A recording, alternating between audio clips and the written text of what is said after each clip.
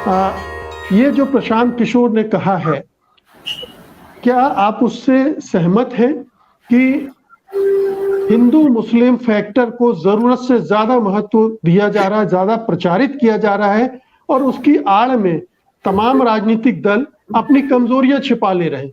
उन्हें जो करना चाहिए वो नहीं कर रहे हैं, वो मेहनत नहीं करते हैं और एक आड़ ले लेते हैं, एक बहाना ले लेते हैं कि क्या करें, अब हिंदू मुसलमान हो गया, कोई हमारी बात सुनता ही नहीं है, तो ये तो होगा ही। जी जी मुकेश जी नमस्कार। कुछ हद तक मैं पूरी मैं भी यही मानती हूँ, क्योंकि उत्तर प्रदेश में भी हिंदू मुस्लिम ध्रुवीकरण की वजह से नहीं बीजेपी जीती।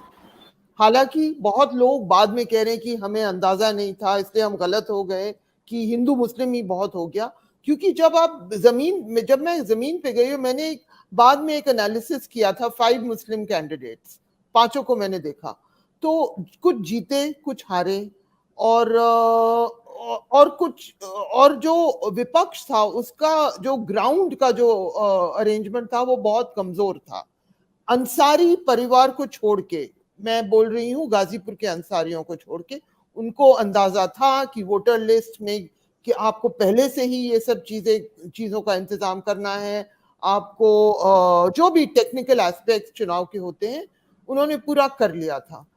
ये हर जगह जमीन पे, हाँ ये जरूर है कि जब मुसलमान आगे आया तो भाजपा के लोगों ने कहा कि आप मुस्लिम को वोट ना दीजिए, मुस्लिम आ जाएगा। ये बात तो हमेशा जमीन पे कही जाएगी उत्तर प्रदेश में। लेकिन यही एक मुद्दा था जिसको अगर विपक्ष का ग्राउंड गेम थोड़ा बेहतर होता, अगर पहले वो जमीन पे उतरते, अगर वो कैंडिडेट्स को इतनी देर तक लिस्ट अनाउंस नहीं करते, बहुत जो क्लोज कॉन्टेस्ट थे उसमें गुंजाइश है कि विपक्ष बेहतर करता।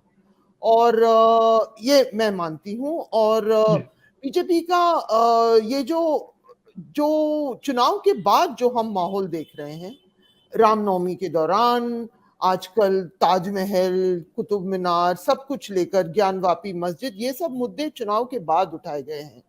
मैं मानती हूं कि ये चुनावी चुनावी माहौल से एक बड़ा इनका प्लान है। ये जो कहते हैं इतिहास को बदलने की जो लॉन्ग टर्म संघ परिवार का जो प्लान है, ये छोटे छोटे चीजों को फेंक के देखते हैं कि इनका असर क्या होगा, जी किस तरह समाज इनको एक्सेप्ट करेगी या ना एक्सेप्ट करेगी।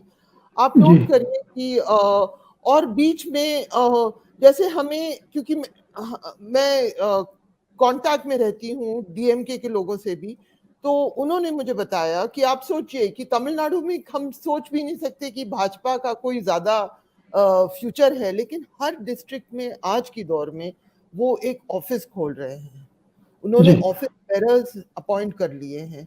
तो वो लोग, ये जो सब हिस्टोरिकल डिबेट्स जो आगे आ रहे हैं, वो पूरी तरह चुनाव की तरफ नहीं है। चुनाव अगर आप उत्तर प्रदेश का देखें तो हिंदू मुस्लिम तो भी था ही, वो था ही, एक लेवल पर तो है, वो बढ़ गया है। लेकिन दूसरी चीजों से भी भाजपा इस बार जीत के आई।